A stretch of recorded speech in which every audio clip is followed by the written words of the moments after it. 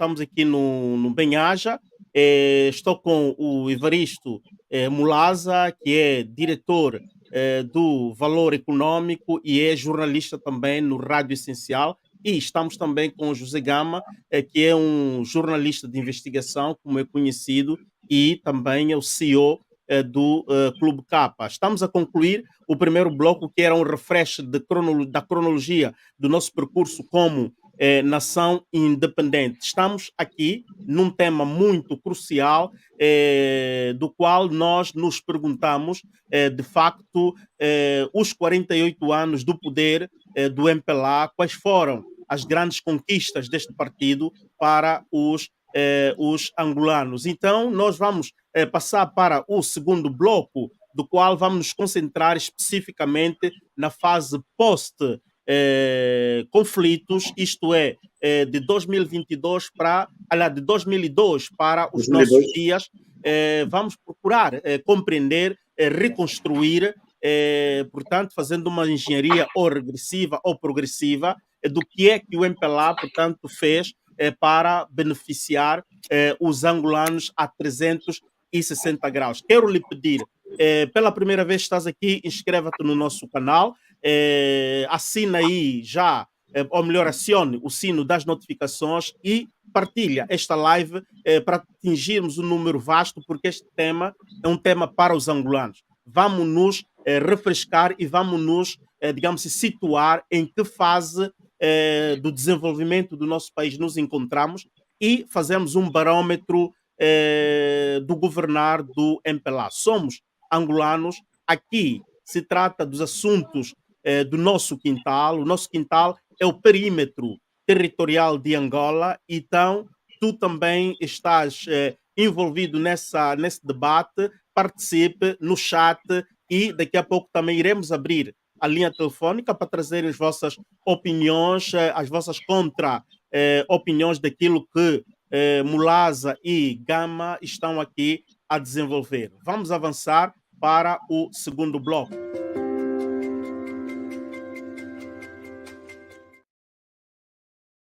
Estamos de volta para avançarmos então. Eu queria perguntar a Mulaza. Mulaza, de 2002 para esta fase em que nós estamos a viver, muito sectorialmente falando, não só no aspecto político, vamos falar também na democracia em si, no desenvolvimento da nossa democracia, mas vamos falar também naquilo que toca na pele dos angolanos, a satisfação dos angolanos, o conforto do angolano dizer, epá, tenho o meu país, sou orgulhoso do meu país, o MPLA fez isso, quem está a nos governar conseguiu realizar aquilo. Quais são os pontos fulcrais que tu podes notificar para nós? Mulaza. Bem, Álvaro, e seguindo um bocadinho, mantendo um bocadinho esta lógica, digamos, esta metodologia da descrição dos factos de forma cronológica, ou da análise dos factos de forma cronológica, eu diria que de 2020 e de 2002 para cá, o país viveu essencialmente, eu diria, duas fases distintas. Porque após a guerra, após o fim da guerra, portanto, a partir de 2002, a compreensão que eu tenho é que os angolanos, de uma forma geral, decidiram dar mais uma espécie de um novo período de graça ao MPLA. Que é esse período de graça que vai, pelo menos, até, eu diria, o tal período em que o slogan da reconstrução nacional estava muito em voga, não é? Que a guerra tinha terminado, então era preciso dar prioridade à questão da reconciliação nacional, o reajuntamento das famílias, a desminagem do país, o lançamento das bases das infraestruturas para o tal desenvolvimento ou crescimento, o desenvolvimento económico. Portanto, houve aí um certo período também de graça que os angolanos decidiram conceder ao MPLA até 2008. Eu digo isto porquê? Porque os resultados das eleições de 2008, ainda que não tenham sido, digamos, reais, deram uma mostra muito clara de que o povo angolano tinha reconheceu uma espécie de gratidão, digamos assim, ao MPLA. O MPLA proclamou-se como vencedor das eleições com mais de 80% dos votos, 81, qualquer coisa, quase 82%. Ainda que estes resultados, repito, não tenham sido os resultados verdadeiros, ainda que tenha havido aí algum exagero na contagem dos votos a favor do MPLA, não se pode negar que, de facto, até pelo menos aquele período, a maioria esmagadora dos angolanos estavam com o MPLA. E estavam com o MPLA precisamente por causa do tal histórico, da tal ideia que se havia formatado, porque o MPLA conseguiu criar bem a seu favor a narrativa de que tinha sido o construtor da paz, tinha sido o vencedor da guerra, não é? Apesar de outra narrativa paralela de que a paz tinha sido feita de forma conjunta, do perdão, da reconciliação, mas o MPLA, de forma astuta, também foi introduzindo, digamos, no cenário político, económico e social angolano, de uma forma geral, a narrativa de que tinha sido o vencedor da guerra e, de facto, o construtor da paz.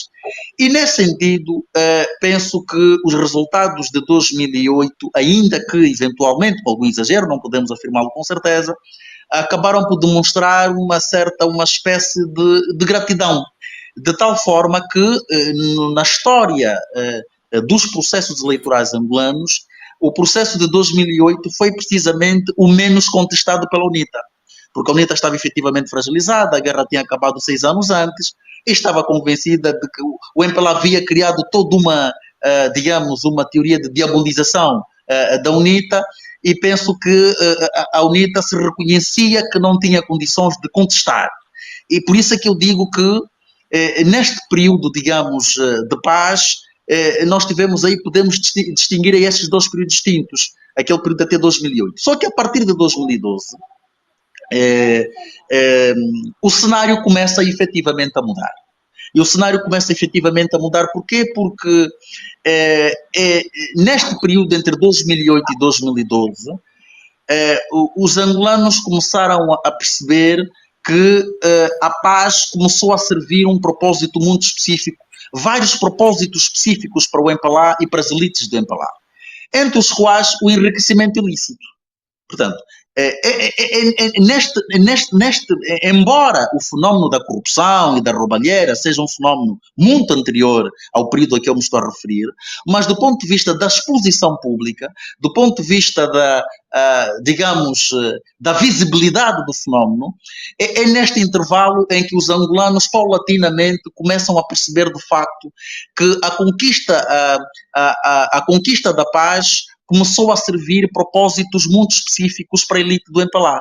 Por isso é que a partir de, digamos, sobretudo de 2012, é verdade que em 2012, é verdade que em 2012 o MPLA ainda ganha as eleições com 2/3, também contestados, como é evidente, a UNITA contestou, não como no último processo, mas também houve uma certa contestação, mas isto já começou a ser resultado de uma certa, não só percepção, mas de um certo contacto com factos que as pessoas foram tendo, de que não, é verdade que estes senhores foram os proclamadores da paz, afirmam-se como vencedores da guerra, mas o que nós estamos aqui a ver é que este estatuto de vencedor da guerra está a servir para não necessariamente atingir-se os fins coletivos, não é a satisfação coletiva dos angolanos, mas sobretudo para se criar aqui um projeto político de dominação hegemónica e, simultaneamente, também o tal de enriquecimento da tal elite. Portanto, eu diria que, por isso é que eu digo que neste período de paz há aqui esses dois momentos distintos. O primeiro, que na minha opinião vai pelo menos até 2008, e depois o segundo, que começa 2008 e 2012, e o segundo que começa nesse intervalo até os dias de hoje, em que começam a surgir os escândalos de corrupção, os sinais de enriquecimento ilícito de forma muito mais evidente, e portanto, no fundo, cronologicamente falando, e para não continuar para não monopolizar a palavra, eu pararia por aqui ainda, mas esse tal período de paz eu o dividiria assim nestes dois momentos, digamos, do ponto de vista cronológico, do ponto de vista das realizações que nós fomos assistindo no país. No país. Ok, Mulaza, eu depois volto para si, porque respondeste, penso mesmo, e digo assim, também para te aquecer um pouco mais, porque aqui no Bem-Aja é mesmo assim, aqui gostamos de coisas quentes. Respondeste mais no aspecto político, porque eu pedi mesmo, não é? Naquela parte que o angolano se sinta, ok, os políticos, ao menos no concreto, fizeram isto para nós, para mim, o meu filho vai para a escola, há satisfação, as famílias respiram tranquilo. Sabe aquela sensação quando tu voltas para casa, epá, ganhei o dia. Bom, ok, o que é que o MPLA fez para o angolano e o angolano se satisfazer desta forma, dizer, pá, tem um governo que está a fazer para nós, não é? Eu vou querer que tu voltes para me pontualizar, neste período mesmo de 2002 a 2008, talvez, o que é que o angolano, que o MPLA fez? Ok, politicamente está bem, mas da parte agora concreta, infraestruturas, benefícios, políticas sociais, o que é que ele fez?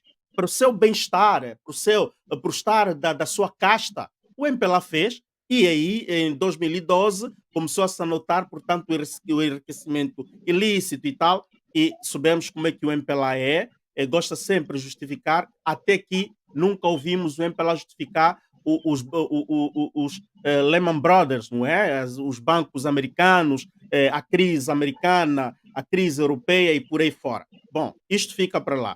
José Gama, para si, o que é que o MPLA fez e marcou na opinião pública angolana que aqui o MPLA fez algo meritório, que o MPLA merece um aplauso dos angolanos? Fase post-conflito, de forma cronológica a ascender. É assim, Álvaro, desde que nós alcançamos a paz, ou desde que a guerra terminou, o governo passou a ter uma gestão corrente. O governo passou a ter uma governação sem meta. Sem meta por quê? Governar com meta, e nós estamos ainda com a memória bem fresquinha do discurso do Estado do presidente João Lourenço, governar com meta eu tenho X%, temos nesse momento 30% da população no desemprego. A meta até próximo ano, vou tirar 5%, vou reduzir este número. Isto é governar com meta. Eu tenho X% de jovens que estão fora do círculo, ou melhor, miúdos, crianças que estão fora do círculo escolar. Até próximo ano, vou tirar X%. Isto é meta. Então, nós não governamos com meta. A governação é corrente. O que é uma governação corrente? Eu ponho aqui um entulho na estrada, aquilo não faço manutenção, espero que aquela estrada não faça fiscalização, espero que aquela estrada se danifique para lá ir socorrer. Temos o município do Kazenga, ele desde 75 até hoje não se altera. Podem-se fazer umas coisinhas básicas, tem ali uma nova centralidade, mas em termos de transformar o Kazenga em uma cidade, tu não tens esse projeto. Quer dizer que daqui a 50 anos, tu ainda vais ter o Kazenga tal como está, porque não tens projeto para o Kazenga, não tens projeto para o Marçal. A gestão é corrente. Nós precisamos de uma governação de metas. O que é que o governo fez durante esses anos?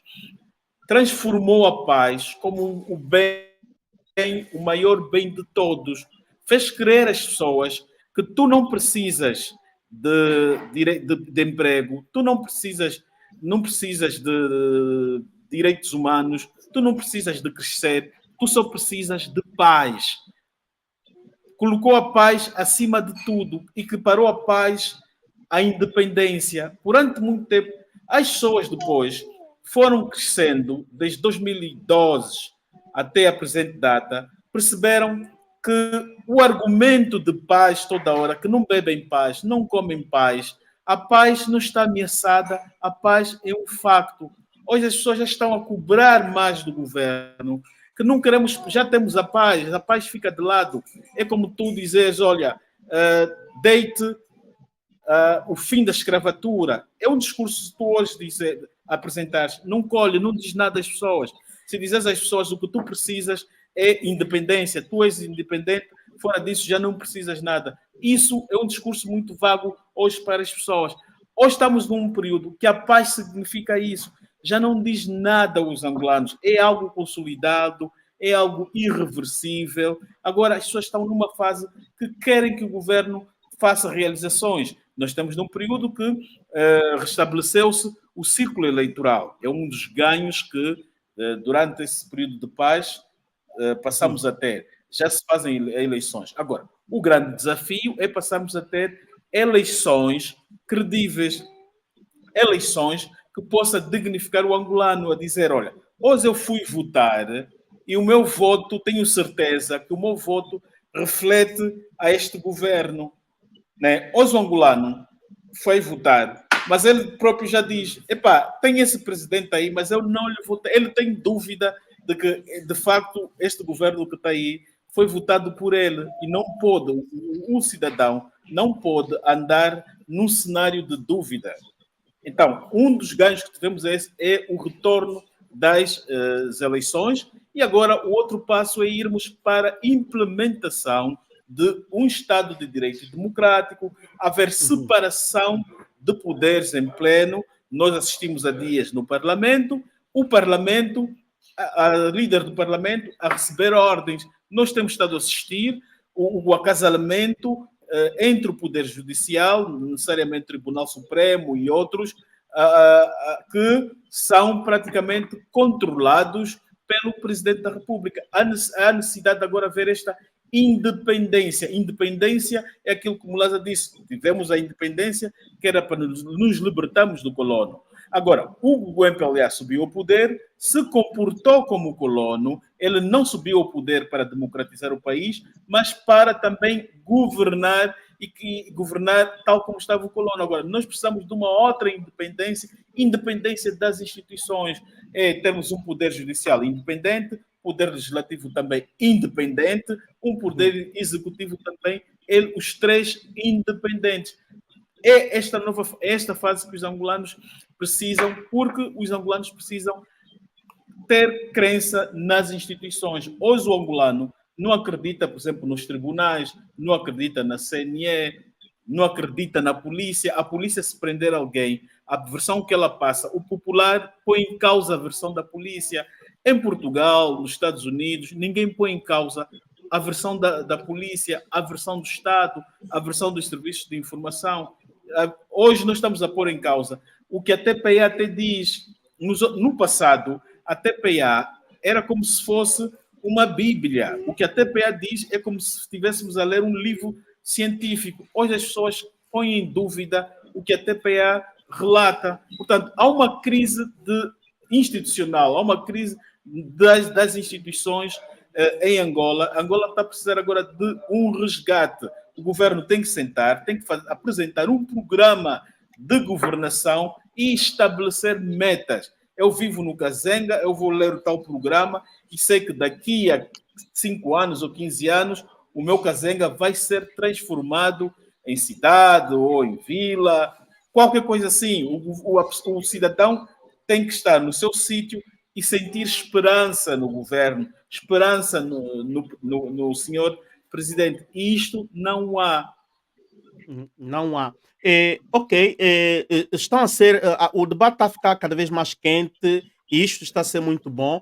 Vamos ler alguns dos subsídios aqui dos nossos manos que estão a participar no chat, porque vamos entrar daqui a pouco ao terceiro bloco, mas ainda estamos no segundo bloco, porque vou querer que Mulaza me dê alguns exemplos, digamos assim, factíveis, em termos concretos, infraestruturas e por aí fora.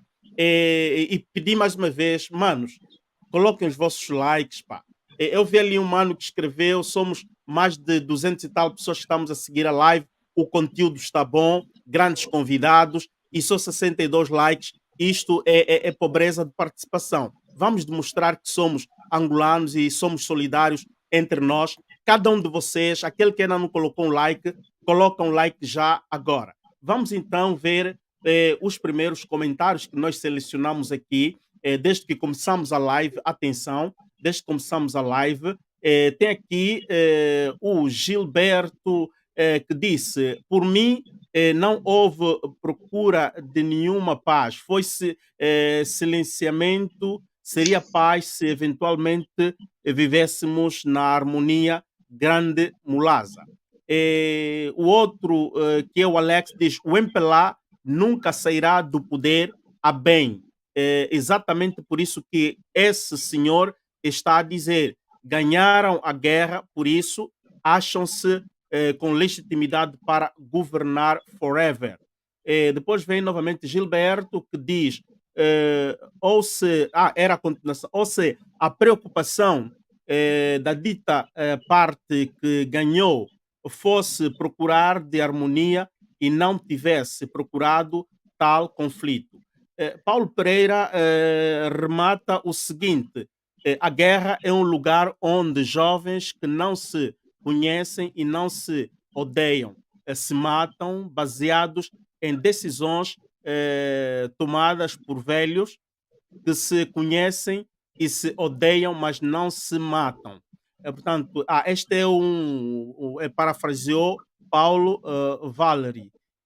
Tomás de Souza. Tomás de Souza diz: por acaso, bem haja a organização e os convidados, tenho aprendido muito com vocês. Ok. Este é um cumprimento que nos faz. Muito obrigado por isso. O tipo nos filmes que fala a partir de Canadá, ele diz: eu afirmo sem desprimor a ninguém que o Gama e o Evaristo me fazem sentir a Angola tal como ela é e esta fazem está a fazer um grande trabalho de cidadania. Obrigado, bem-haja, um abraço, meus concidadãos. Ok? Muito obrigado a todos vocês. E, que beleza, temos aqui a Cris Francis, que também é uma amiga aqui do canal, já há bastante tempo que eu não a convido mais, mas vemos aqui ela participar no chat. Um abraço, Cris.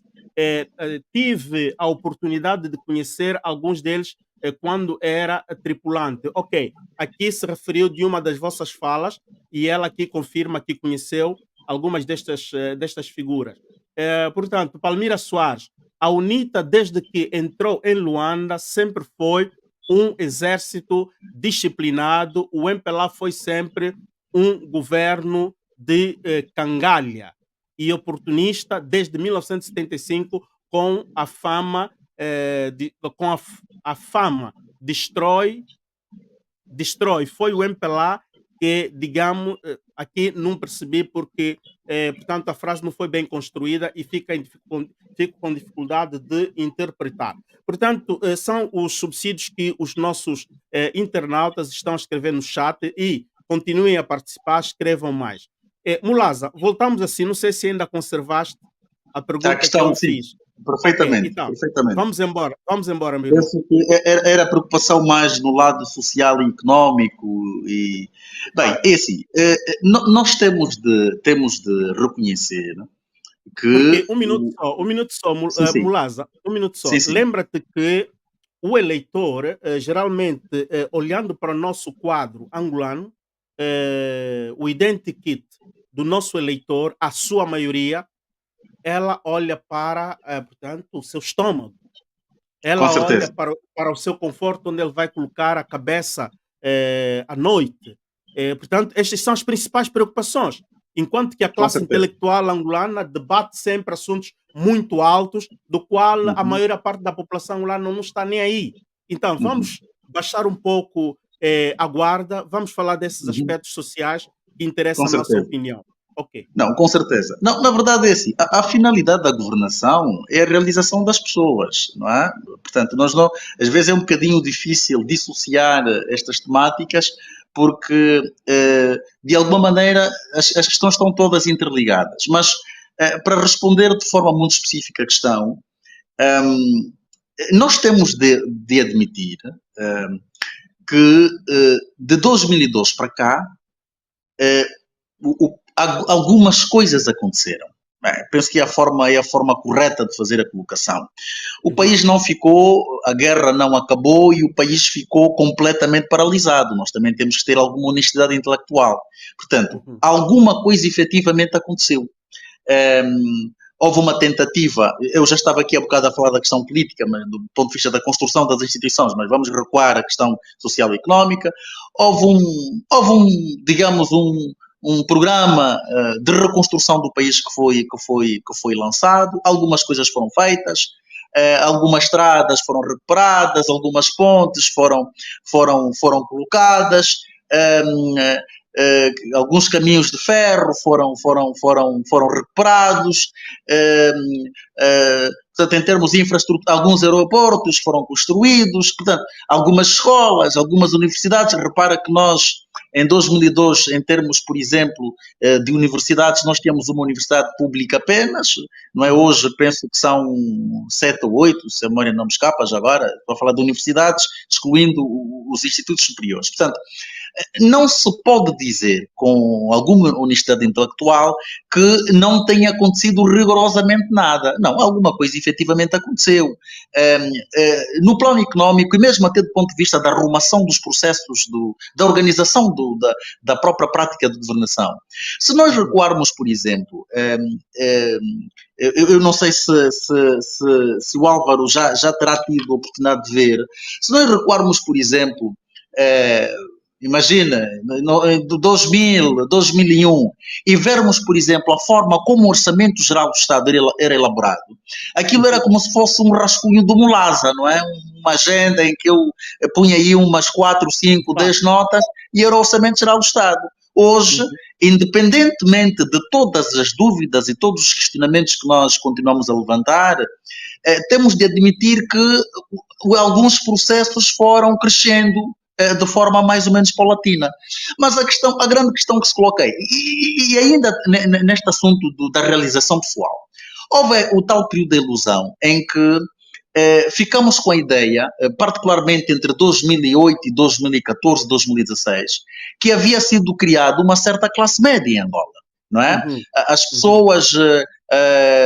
algumas pessoas, mesmo até cidadãos comuns, tinham a possibilidade de fazer negócios. Por exemplo, vou dar um exemplo aqui muito prático, que era a prática de venda, por exemplo, de viaturas, não é? Nós tínhamos o mercado, por exemplo, de venda de viaturas, que estava verdadeiramente inundado, controlado por operadores informais. E eram cidadãos individuais, particulares, que com os seus recursos, com as suas economias, conseguiam ir ao Dubai, compravam 2, 3 viaturas, vinham para cá, vendiam, tinham um certo lucro, e portanto, a vida acontecia de alguma maneira. É claro que sempre também havia aí o fosso da pobreza, havia também, portanto, um segmento significativo da população que não tinha acesso a esses recursos por várias razões, mas houve aí um certo período em que vivemos a ilusão de uma certa classe média. Ora, isso foi porque, em algum momento, apesar da má governação, apesar da falta de transparência, apesar da corrupção, apesar do desvio do erário,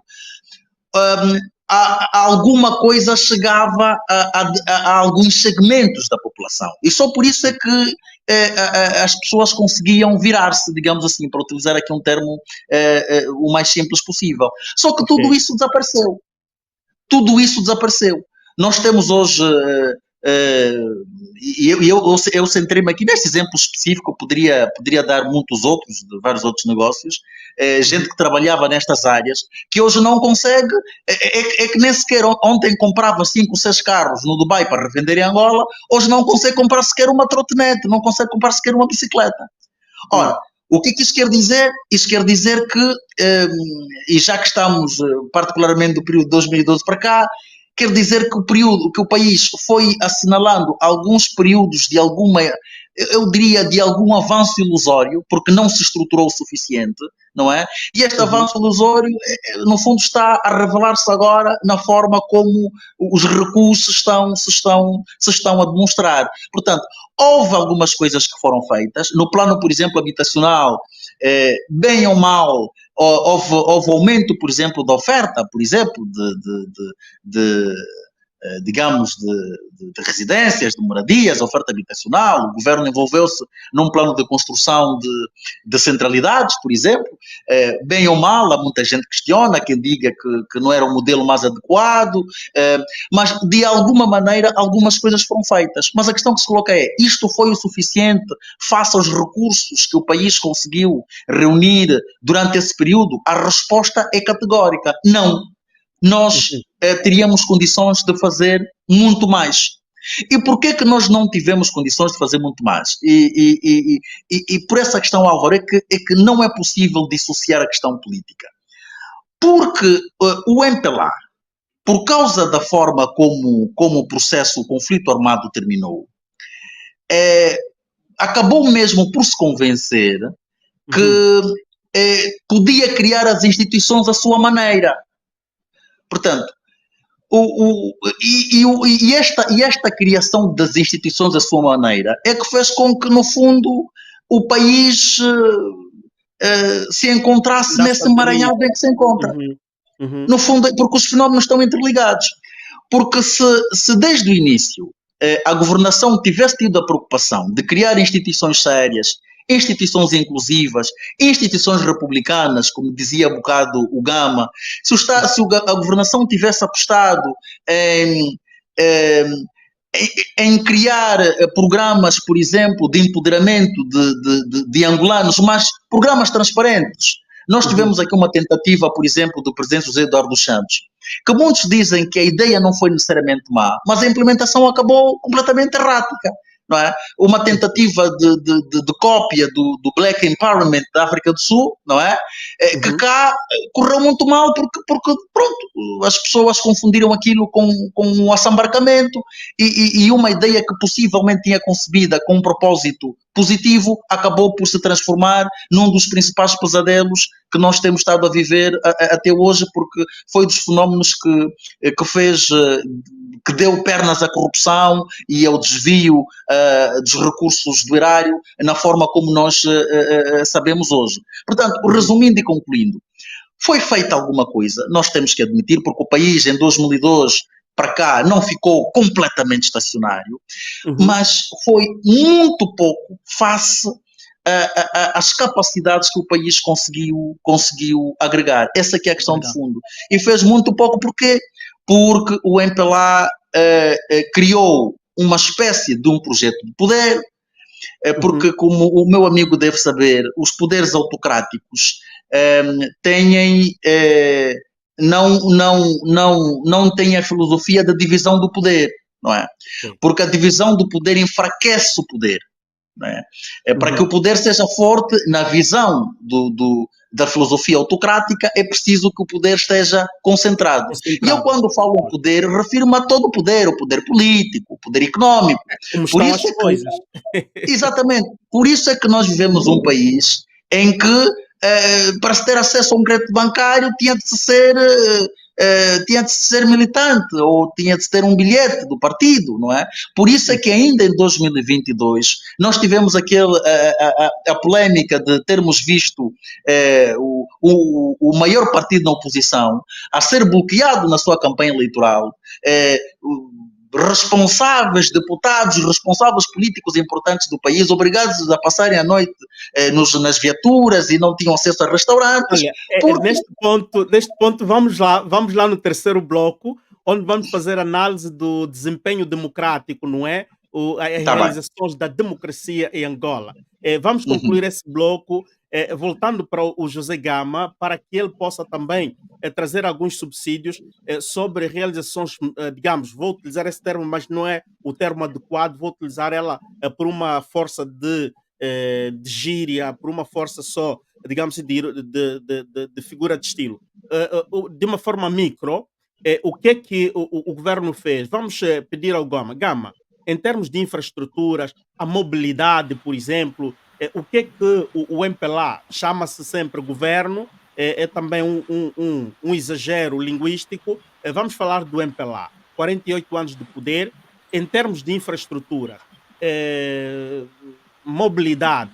Vamos falar não só de Luanda, porque pegamos sempre Luanda e ali não temos ideia que o país não é só Luanda. A mobilidade em Mochico, a mobilidade em Benguela, em Malange, no Is, em Cabinda. O que é que o MPLA fez para o pacato cidadão? José Gama. Bom, eu diria, uma boa pergunta para o pacato cidadão. Pronto, eu diria que depois de alcançarmos a paz em 2002, o grande desafio do governo foi lançar o país para o desenvolvimento não humano, mas em termos de betão. Naquela altura, o governo tentou fazer o que os brasileiros fizeram, né? Com a construção de Brasília, queriam também construir uma nova cidade, uma nova capital, queria dizer. Como havia problemas também de habitação, construiu-se muitas centralidades. O governo, logo que fez a paz, procurou buscar apoios internacionais e tivemos aquela conferência de doadores que não se efetivou e fomos obrigados a nos virarmos para a China. E a China deu-nos muito apoio que serviu para relançar relançar o país em termos de reconstrução. Reconstruíram-se e repararam-se muitas estradas, muitos quilómetros de estradas de norte a sul, mas ao mesmo tempo, como não havia fiscalização, isto também provocou a grande corrupção que nós enfrentamos no país. Como não havia fiscalização também dessas estradas, etc., muitas delas também foram estradas de má qualidade. E digo isso má qualidade porque o presidente Há Dias fez uma denúncia que se calhar poucos não se aperceberam. Ele, quando fala no seu discurso da nação que vai usar cerca de 2 bilhões de dólares para reabilitar as estradas, o presidente está a dizer que eram estradas que foram construídas e ele vai reparar. Quer dizer que ele está a passar um certificado de incompetência ao governo do MPLA anterior por terem feito estradas de má qualidade e ele agora é obrigado a gastar mais dinheiro para reparar estas mesmas estradas. E, indo para a pergunta, qual foi o ganho que tivemos em termos de betão? Fizeram estradas mal feitas e hoje estamos a pagar um preço grande, que é que temos aqui 2 bilhões de dólares que poderiam ser investidos em outros campos, como agrícolas e outros, e vão ser aplicados aqui para reparar as estradas. Nós, se formos ao interior do país, eu estive recentemente em Angola, ao sair do Huambo para Luanda, haviam muitos buracos nas estradas, pequenos ou não, mas haviam muitos buracos. E a pessoa tem que andar com cuidado, porque senão é capaz de fazer acidente.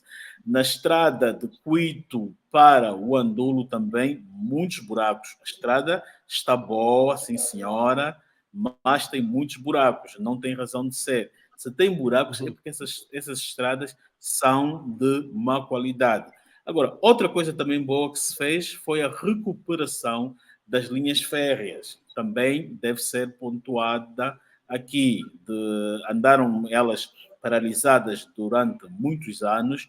A bem ou mal, o governo conseguiu fazer essa reparação. Tem muitas coisas boas que fizeram. O que falha é a sua não prontidão. São coisas que foram fazendo paulatinamente, que foram coisas que poderiam ser feitas no mandato, está-se a fazer em 15, em 10 anos. A guerra terminou em 2008, em 2002, houve a fase de desminar o país, e depois desta fase poderia-se pegar logo na questão das linhas férreas. As linhas férreas elas só começaram a ser tocadas em 2012, se não me engano, mas é um feito também que este governo fez. Agora, tem que, como ganho, olhar para a vida do angolano. O angolano tem que se sentir livre no seu país, precisa daquilo que nós falamos da outra vez em termos de cidadania, tem de olhar para os direitos civis das pessoas, os direitos sociais. O que são os direitos sociais? É o governo passar a investir nos hospitais, passarmos a ter hospitais, se calhar, em quase todos os municípios, em quase todas as localidades. O angolano tem que estar aqui, ele olha para a esquerda, tem um hospital, olha para a direita, tem um hospital, olha para a frente, tem um hospital, olha para trás, tem um hospital. Ele tem uma crise, ele tem 4 hospitais do Estado para ir socorrer. E hoje nós estamos a assistir a pessoas que estão a morrer ainda no caminho de casa para o hospital. Por exemplo, no Andulo, as pessoas no Andulo não fazem a operação às pessoas. As pessoas morrem ao saírem no trajeto ou durante a viagem dali até a cidade do Cuito, que são quase 1h40, 1h30 de tempo. Na campanha eleitoral, o presidente prometeu que iria reabilitar e construir cerca de 70 mais hospitais. É necessário que esses hospitais sejam mesmo construídos e não devem ser hospitais, por vezes aqueles que estamos a ver nas imagens no interior do país, de adobo, escrevem lá hospital e que serve mais para fazer números de estatísticas. Tem de se construir hospitais, institutos de saúde das 18 províncias. Nesse aspecto, eu vejo que o presidente João Lourenço tem uma certa intenção de tal. Comparando ao presidente José Eduardo dos Santos, Lourenço, nesse aspecto, tem mais sensibilidade, é um homem mais para o campo, mais para o interior, tem uma presidência mais aberta. Ele cresceu no campo, tem essa sensibilidade. O pai era pastor ou enfermeiro e tem esta preocupação. Mas precisa de fazer ainda mais para que isso se torne uma realidade. Uma realidade. Ok, José Gama, muito obrigado. Nós vamos passar já no bloco a seguir e quero mais uma vez pedir a todos vocês que estão no chat, tu que ainda não estás no chat, vai no chat, participa. Depois deste bloco, vamos abrir ali a telefónica para vocês colocarem as vossas opiniões, fazerem talvez algumas perguntas ao Mulaza e ao Gama. Vamos então, neste pequeno intervalo de alguns segundos, e voltamos aqui para o terceiro bloco.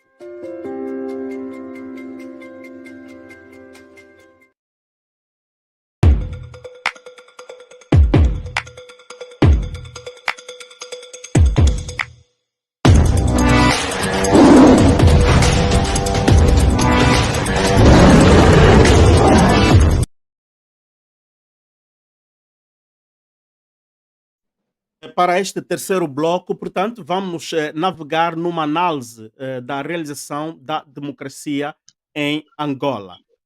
Antes de dar palavra ao Mulaza e ao José Gama, eu gostaria de fazer a leitura do primeiro artigo da nossa lei constitucional.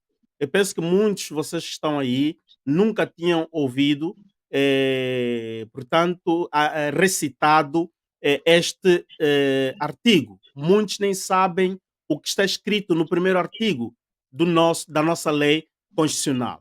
Em função a este conteúdo deste artigo, é que vamos entrar no terceiro bloco.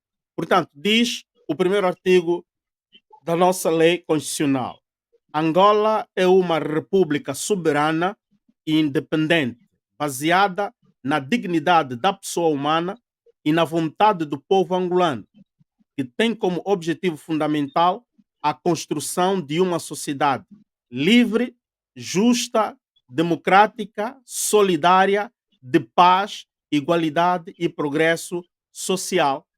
Assim recita o primeiro artigo da nossa lei magna. Quando vejamos para este artigo, eu penso que Mulaza conhece bem este artigo, José Gama também conhece. Relacionando a democracia em Angola, será que este artigo tem estado no centro de todas as discussões políticas, de todos os projetos políticos? Os nossos políticos estão preocupados com a dignidade da pessoa angolana, estão preocupados com a construção de uma sociedade justa, uma sociedade, portanto, de igualdade, de paz, de solidariedade, de progresso social. A que ponto estamos em termos de democracia no nosso país? Evaristo Mulaza. Bem, para mim este é um tema para mim bastante caro, e é um tema bastante caro por uma razão muito simples.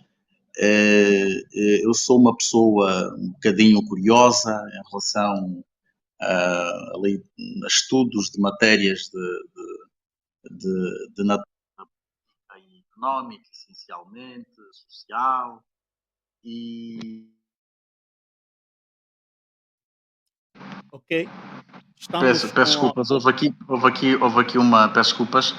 E como digo, para mim essa questão é bastante cara porque, tal como disse alguns minutos atrás, a proclamação ou a efetivação da democracia para nós será efetivamente a terceira independência. Porque, no meu entendimento, a maioria esmagadora dos problemas que nós vivemos hoje resulta precisamente do facto de o MPLA não ter, logo de início, não ter tido propósitos muito genuínos em relação à construção de um Estado democrático. Nós temos uma Constituição formal que consagra um Estado democrático e de direito, etc. Mas, do ponto de vista prático, a realidade é completamente antagónica. Não há uma relação, digamos, de proximidade entre o Estado democrático que está consagrado em termos formais na Constituição e aquilo que nós vemos no dia a dia. E este é um dos nossos principais problemas. Porquê que esse é um dos nossos principais problemas? Porque aquilo que eu tenho de conhecimento e de leitura diz-me que os Estados democráticos são muito mais amigos do desenvolvimento, mais facilmente promovem o desenvolvimento, porque mais facilmente criam instituições que trabalham ou cuja finalidade seja a realização efetiva do bem comum. Uhum. Quando nós não temos isso, quando nós temos o contrário da democracia, que é o nosso caso, temos um Estado autocrático, as instituições trabalham essencialmente em prol da proteção do poder, não é? Portanto, o que acaba por ser duas realidades completamente antagónicas. Porque quanto mais liberdade se dá às pessoas, quanto mais conhecimento se dá às pessoas. Há um sociólogo venezuelano que está radicado nos Estados Unidos, o Moisés Naim, que escreve uma obra interessante sobre o fim do poder, em que ele faz comparações interessantes sobre isso. Porque quanto mais liberdade, a todos os níveis, liberdade económica, liberdade em termos de direitos civis, políticos e etc., as pessoas mais facilmente se tornam autónomas, independentes, mais consciência crítica ganham, e isto propicia, de facto, o desenvolvimento e propicia a desconcentração e a divisão do poder. Ora, como o projeto do MPLA, em termos de construção de poder, foi, nós vamos manter-nos aqui a vida toda, nunca esteve interessado, apesar de ter aprovado uma Constituição em termos formais, embora tenha os seus problemas, mas em termos formais uma Constituição, diríamos, de certo modo, com alguns laivos progressistas. Mas, do ponto de vista prático, o propósito não era este. O propósito era, nós vamos manter-nos aqui o tempo que for necessário, porque este país nos deve muito. E já agora voltamos à tal questão da legitimidade histórica. Fomos nós que ganhamos a guerra. Então, como nós ganhamos a guerra, nós temos de governar no mínimo 100 anos. Não é? E ninguém nos pode negar esse direito. E para governarmos no mínimo 100 anos, nós temos de criar instituições que nos permitam isso. Que quando houver eleições nos permitam declarar os resultados que nós quisermos. Quando houver recursos nos tribunais, os tribunais decidam a nosso favor. Quando for necessário, quando houver gente na rua para fazer confusão, a polícia e, em última instância, porque não, se for necessário, as Forças Armadas também podem ser usadas para reprimir as pessoas. O Gama Bocado dizia que as Forças Armadas são dos melhores exemplos que nós temos em termos de instituições republicanas. Eu não ponho isso em causa, mas temos que lembrar que também já vimos o chefe de Estado-Maior das Forças Armadas a assinar documentos, a pôr as Forças Armadas em prontidão por causa de um congresso do MPLA. Portanto, este é o problema central do país.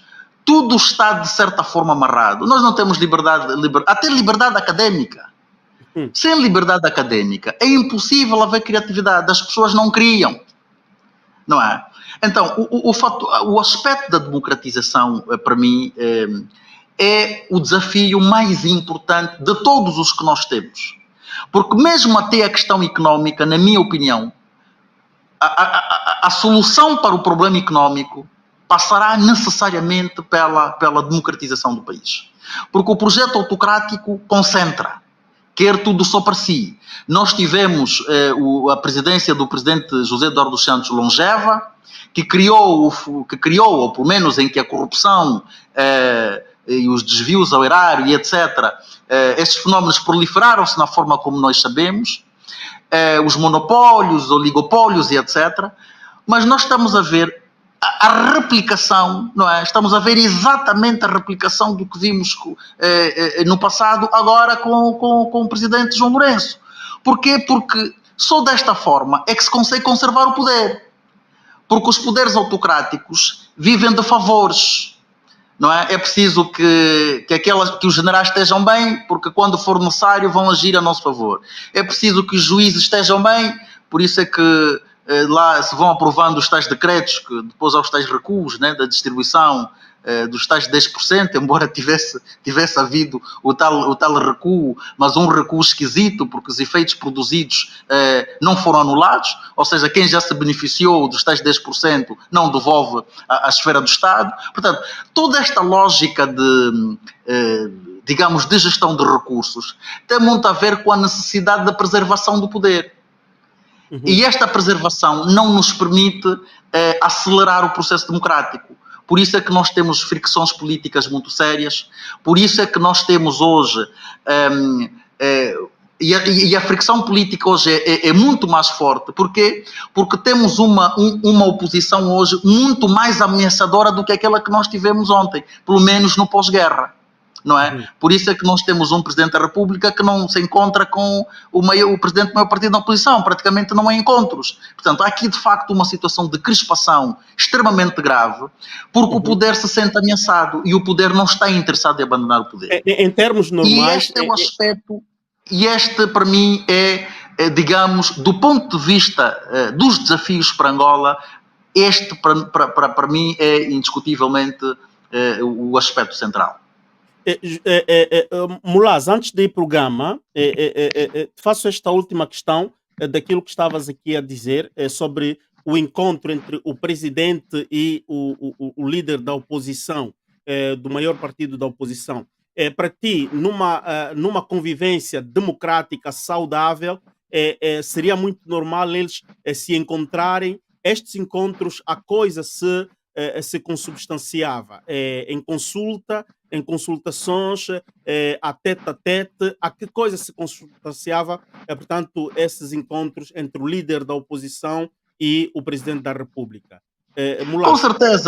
Com certeza, eu até diria mais do que isso. Houve um certo passado, eu penso que foi ainda na governação do presidente José Eduardo dos Santos, em que se discutia em Angola a possibilidade da adoção de uma agenda nacional de consenso. Porquê? Porque há aspectos da governação que são suprapartidários, que têm de ser defendidos independentemente do governo que apareça. Eu vou dar um exemplo muito prático.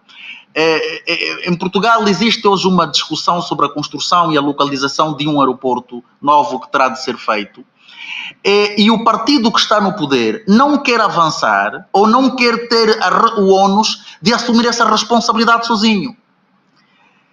Para o partido que está no poder, é importante que a oposição, e sobretudo aquela oposição que tem capacidade de governar, nomeadamente o PSD, concorde com o projeto para que amanhã, se eventualmente o PS portanto, deixar o poder, aquele que vier não desmantele, portanto, o projeto que foi decidido, por se tratar de um projeto suprapartidário, com um projeto de interesse nacional. Portanto, a convivência democrática, sã, saudável, entre as principais lideranças do país, quer aquelas que estão no poder, quer aquelas que estão na oposição, eu diria que era crucial até para o tal processo de desenvolvimento, porque só assim seria possível encontrarmos os tais consensos em relação àquelas matérias que são fraturantes e que são essenciais para o nosso desenvolvimento. Porque quando isto não há, é muito difícil. Nós hoje, repara, nós estamos hoje a viver este período, daqui a bocado começamos a viver outro período de transição. A UNITA vai sendo cada vez mais uma ameaça e nós não sabemos, não obstante o discurso que a UNITA faz relativamente às suas principais propostas de governação. Há quem diga que a UNITA não tem ideias, eu não concordo com isso, porque a UNITA tem apresentado propostas concretas de governação, mas nós não sabemos se a UNITA, por exemplo, amanhã assumir o poder, até onde é que vai deitar por terra tudo aquilo que o MPLA tem estado a construir. Então, eu penso que por isso é que, mais uma vez, essa questão mais do que a concertação, porque concertar só também para inglês ver não interessa, não é? Concertar só para dar a mão, para sair de fotografia, para fingir que as coisas estão bem, isso também não interessa. O que interessa, de facto, é nós evoluirmos. As lideranças têm, de facto, de perceber que, a partir de uma certa altura, tem de ser o país a contar. Não é? O projeto dos partidos interessam, mas mais do que os partidos, tem de ser o país a contar.